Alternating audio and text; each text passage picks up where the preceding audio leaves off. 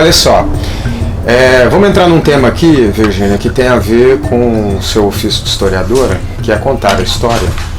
Mas eu estou falando tudo isso para te perguntar a sua opinião. Tem muitas explicações sobre isso, já vi muita coisa sobre 2013. 2013 nós tivemos uma explosão de lutas sociais no país, que teve envolvimento de redes sociais, que nós acabamos de falar, e que levou milhões de pessoas para as ruas.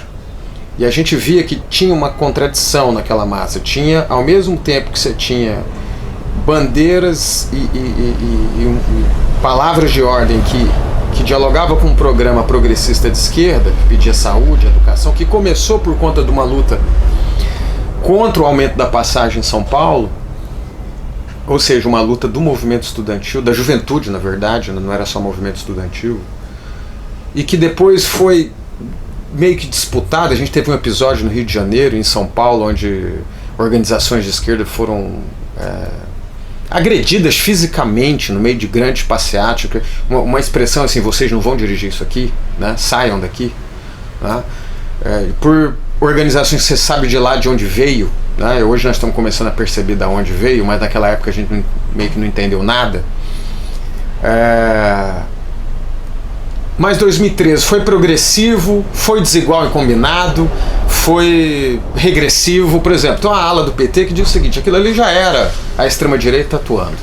Tem uma turma que diz: não, aquilo foi progressivo e o impulso daquilo existe até hoje. E tem outras explicações disso. Foi progressivo e depois retrocedeu. Nós perdemos a Batalha da Joja. O que você acha que foi 2013? Bom, ou não foi não nada era disso? De direita, eu tenho absoluta certeza, e essa leitura de dizer que 2013 era de direita e emergência da direita é simplesmente um álibi para as próprias dificuldades. 2013 é a expressão da luta de uma juventude majoritariamente urbana, mas não só, porque pegou inclusive cidades médias e cidades pequenas no país inteiro, exigindo direitos iguais aos que tem de colocar no contexto. O que estava em jogo ali? Copa do Mundo e Jogos Olímpicos, que foi uma fortuna, que aliás sobre a qual não se fala, praticamente não se fala, porque a Lava Jato é muito direcionada para... A direção da Lava Jato foi capturar o Lula e impedir o Lula no processo eleitoral. Mas 2013 é a expressão de uma luta por direitos iguais. Eu não tenho nem sombra de dúvida disso.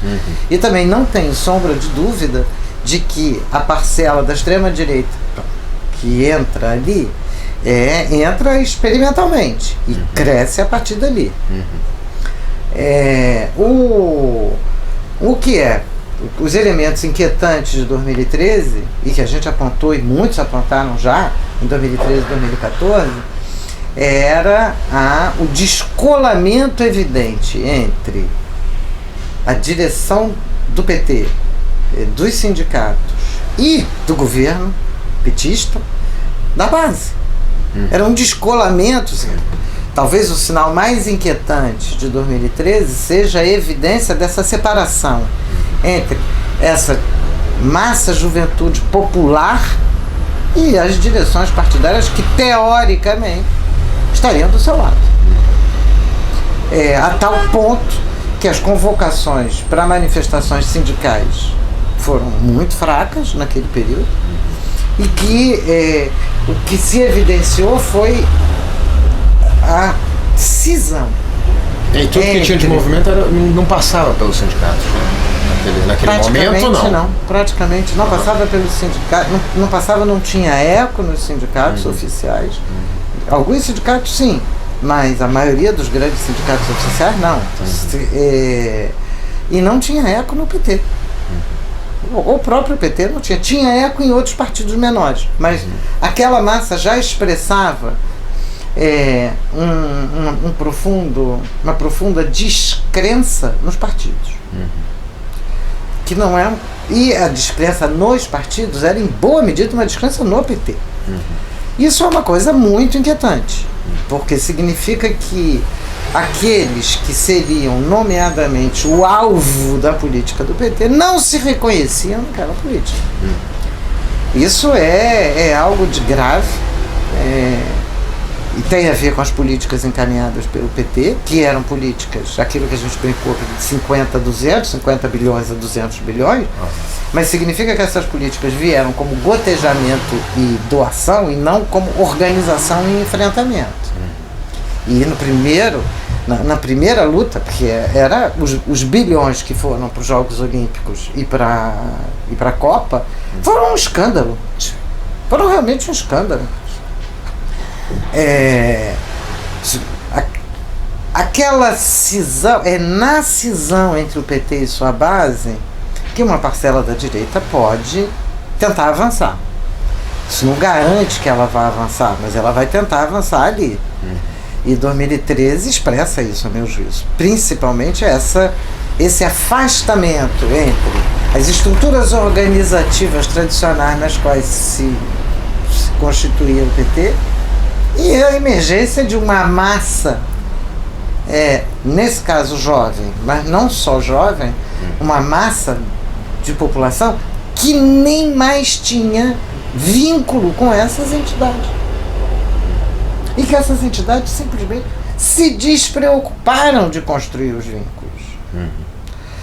E deixou um flanco amplamente aberto. Né? Exatamente. Então, tem luta. É progressiva a luta. Não tem dúvida disso. Não tem dúvida que vai voltar e vai ter mais. Mas também não tem dúvida de que essa ruptura com o PT foi a parte mais inquietante e a impossibilidade tanto do PT quanto, tristemente, da CUT, de se recolocar dentro da classe trabalhadora real e não dentro de uma classe trabalhadora idealizada ou que tinha existido há 30 anos atrás. A extrema-direita se aproveita, vem com recurso, inclusive, dos Estados Unidos, mas vem com apoio aqui dentro. Uma parte dos estudantes pela liberdade que vai atuar aí, vem com dinheiro da Fundação dos irmãos Koch, do Instituto Atlas, dos Estados Unidos, mas tem conexões com grupos do Rio Grande do Sul, como o grupo capitaneado pelo Jorge Gerdau e Johann Peter, que está em tudo quanto é entidade, estava no governo da Dilma, o Jorge Gerdau, mas nutria um instituto de estudos empresariais voltados para formar liderança política de herdeiros de empresas e tinha um negócio chamado Fórum da Liberdade, que era uma cisão com o Instituto Liberal, no Rio Grande do Sul, fórum no qual ele apresentou o MBL, o EPL e o Instituto Milênio, que vão ser grupos que vão reunir direitas mais duras e fazer uma disputa ideológica violentíssima. Que o MBL é hoje uma das organizações de direita que tem mais seguidores no Facebook, 3 milhões de seguidores. Pois é, então você tem aí uma conexão tanto internacional com os Estados Unidos, que eles foram formados lá, quanto internamente com um setor claramente perceptível da mega burguesia, e esse setor não vai ter problema de se aproximar dessa burguesia média e grande proto-fascista. Sim.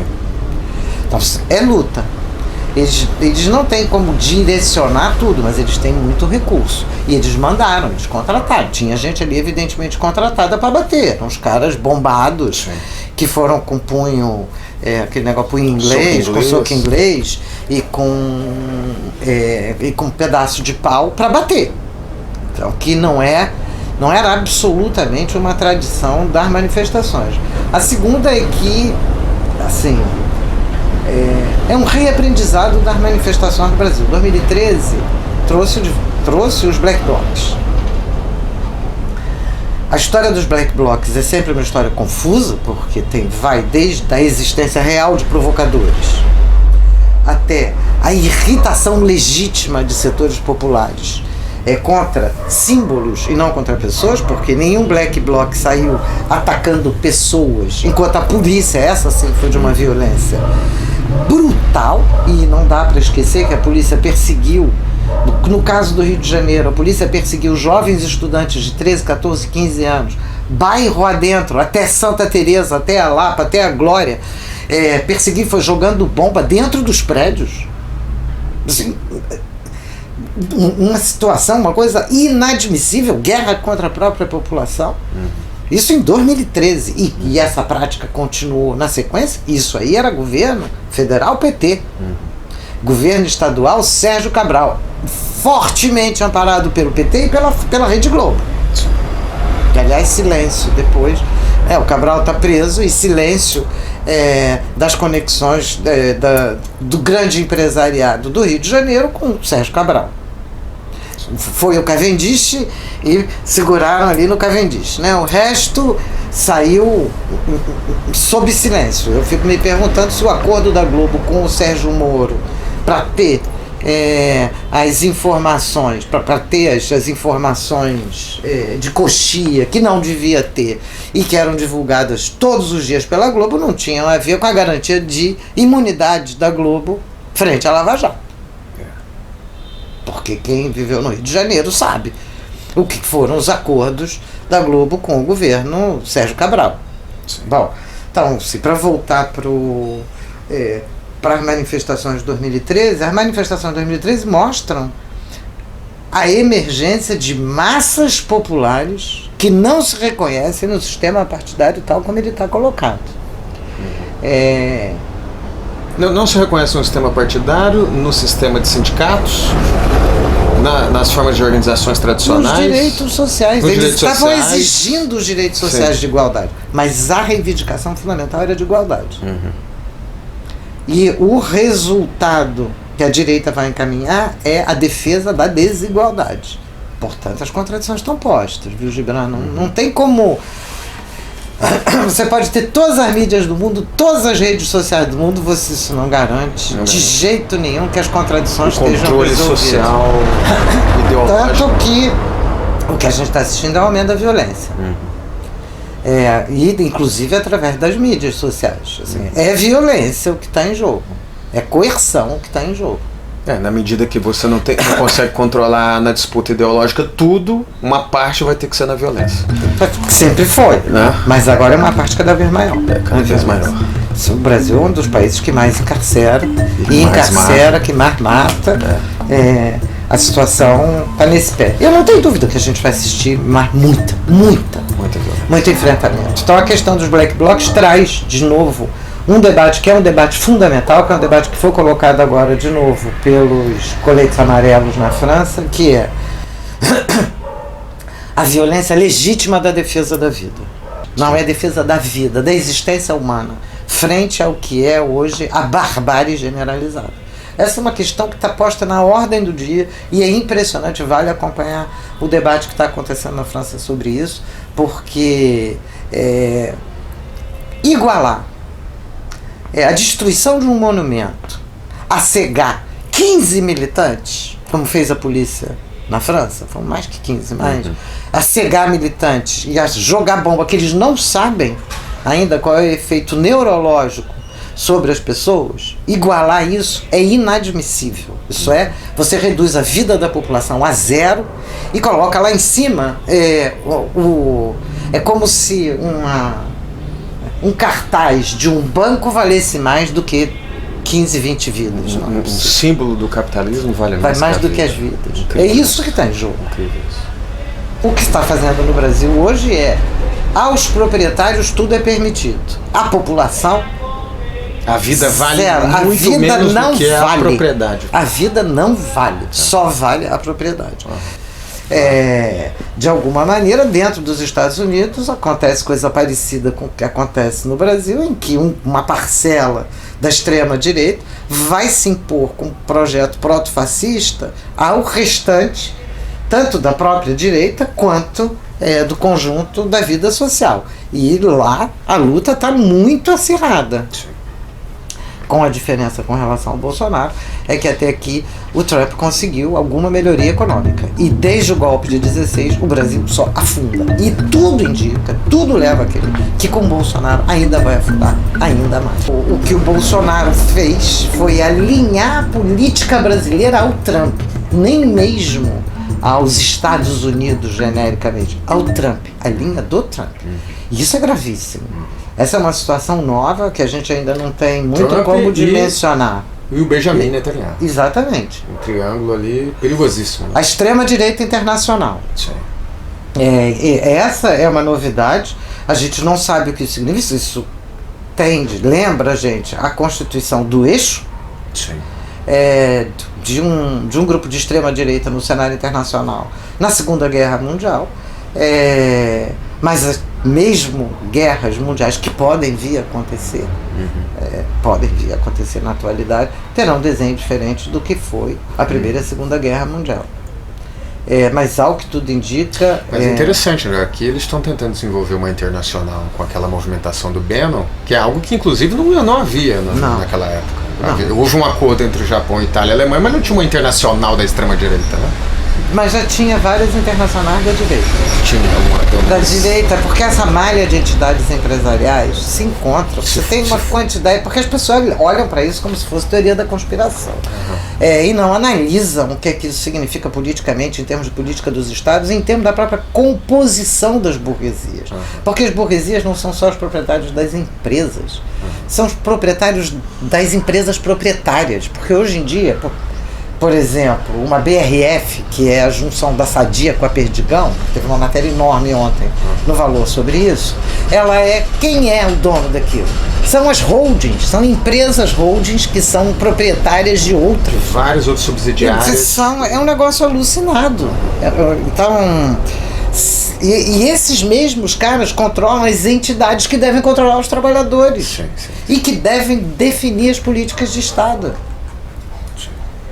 E não só através das empresas, através também dessas entidades. Então a composição das classes dominantes é uma composição hoje que se modificou. E elas estão em luta interna, no caso brasileiro, mas onde a maior parte das entidades burguesas, tanto diretamente os líderes empresariais, quanto as suas entidades empresariais corporativas, quanto as suas entidades sem fins lucrativos, estão esperando para que o Bolsonaro passe o recibo, entregue a reforma da Previdência, dê esse dinheiro dos setores populares para o capital.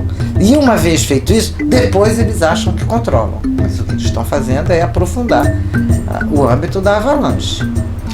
Então, em relação à economia, parece que eles têm mais unidade do que o tema dos costumes, o tema da moral, esse tema aí já parece que não tem muita unidade na burguesia, né? na própria direita. Não, na burguesia. Na economia vamos tentar pensar aqui. Burguesia tem várias frações e vários setores. Ela não é homogênea.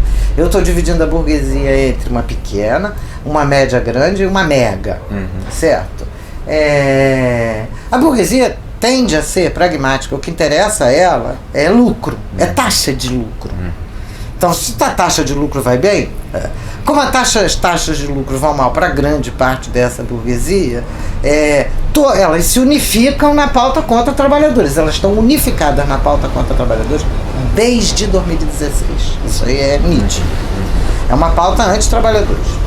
É um funil burguês aí. Agora, as pautas morais, não são idênticas. Uma parcela dessa burguesia é multinacional. Ela não pode. Se ela faz coisas extremamente racistas aqui, como é que ela vai operar em Moçambique e Angola depois? Como que ela vai atuar nos Estados Unidos?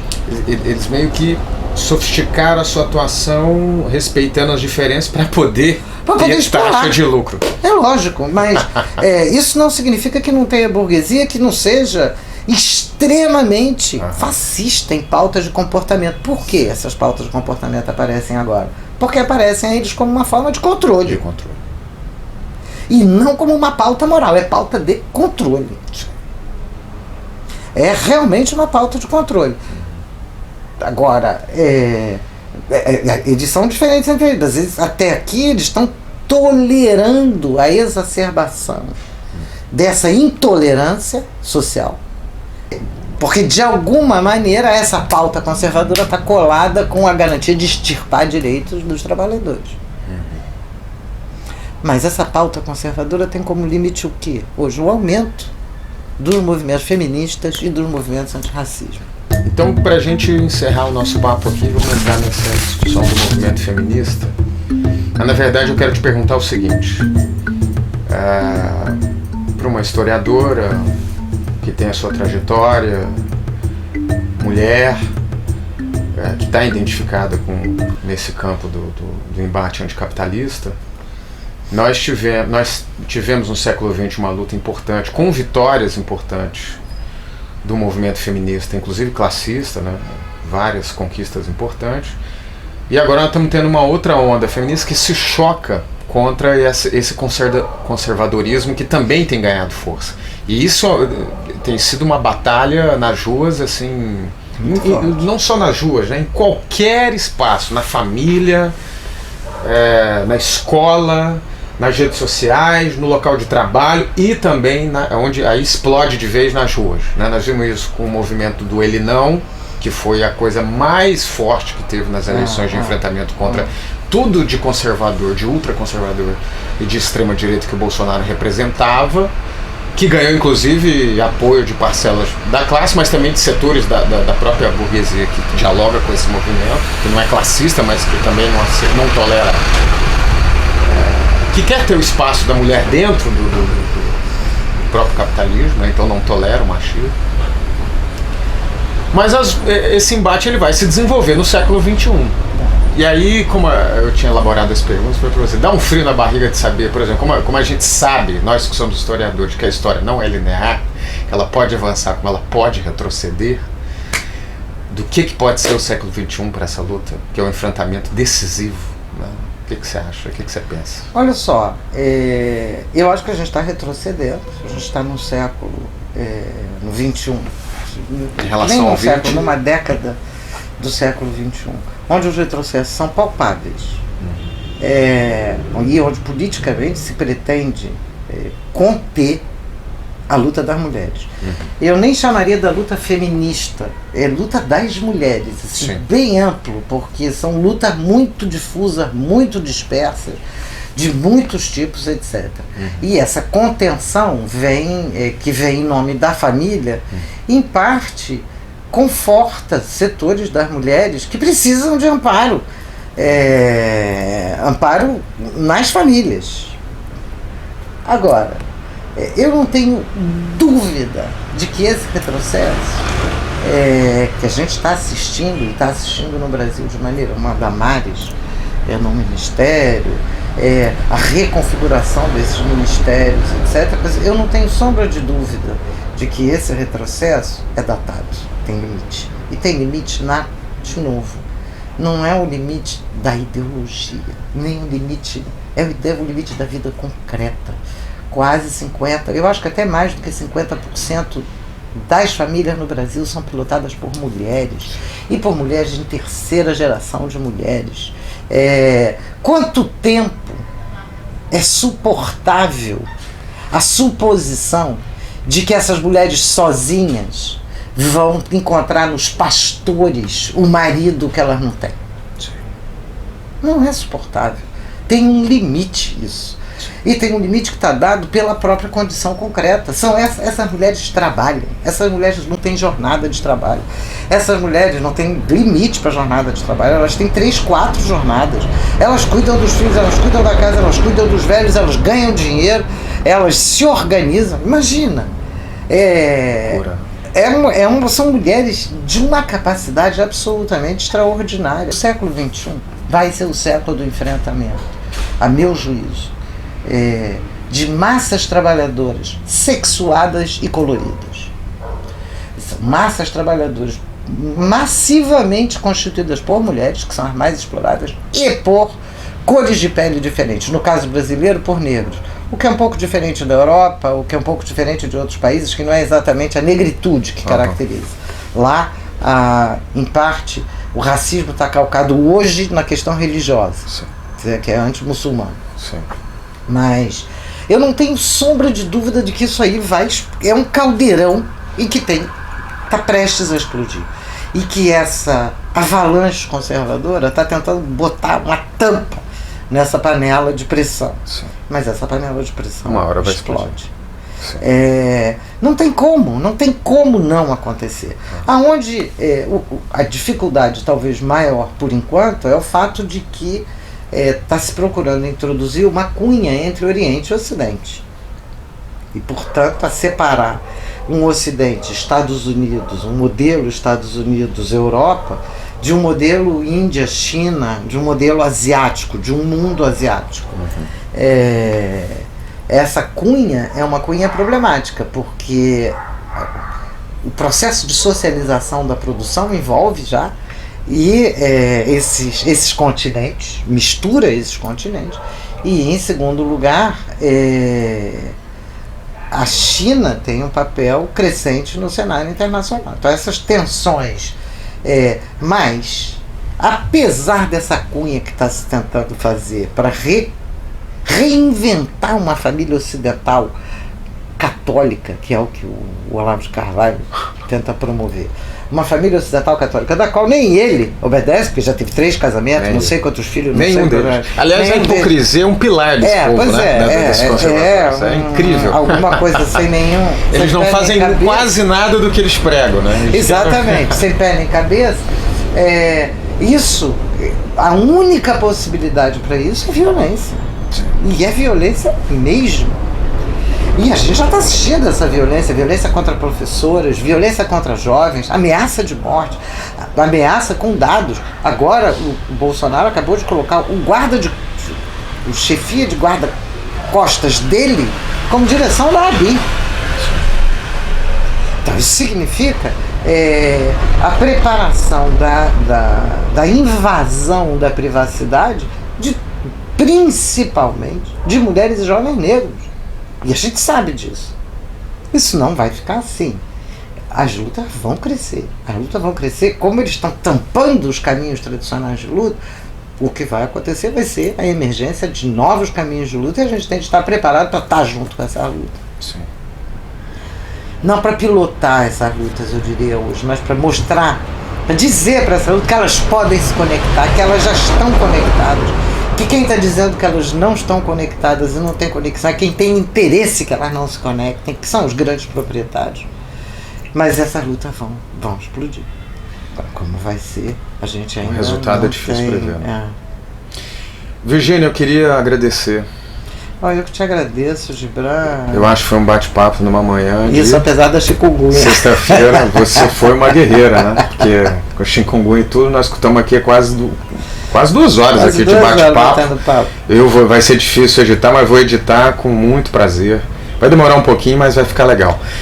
E essa nossa conversa, Virgínia, ela tem o objetivo de fazer a disputa ideológica na sociedade. Parece pouco, pode não ter muito alcance, mas eu tenho certeza que as poucas pessoas, espero que não sejam tão poucas assim, mas as pessoas que virem e que ouvirem essa quantidade de informação e de ideias que você transmite nesse nosso bate-papo, que é fruto de muito estudo, de muito trabalho, que a gente sabe que não é fácil, né?